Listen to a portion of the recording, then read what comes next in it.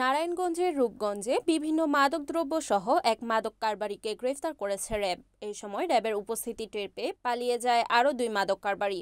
শুক্রবার সকালে উপজেলার সদর ইউনিয়নে সনি এলাকা থেকে তাকে গ্রেফতার করা হয়। পরে দুপুরে গ্রেফতারকৃতকে রূপগঞ্জ থানা পুলিশের কাছে হস্তান্তর করে র্যাব। বিষয়টি নিশ্চিত করেছেন রূপগঞ্জ থানার ওসি মোস্তাফিজুর রহমান। গ্রেফতারকৃত শাহিন আলম রাজধানীর খিলগাঁও থানাধীন দক্ষিণ বনশ্রী এলাকার আয়ুব আলী ছেলে।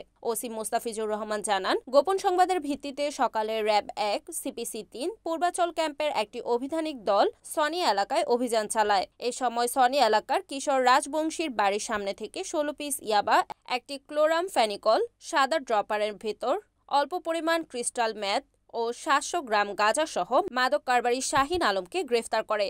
এ সময় র্যাবের উপস্থিতি টের পেয়ে পালিয়ে যায় আরও দুই মাদক কারবারি। পরে দুপুরে গ্রেফতারকৃতকে রূপগঞ্জ থানা পুলিশের কাছে হস্তান্তর করে র্যাব।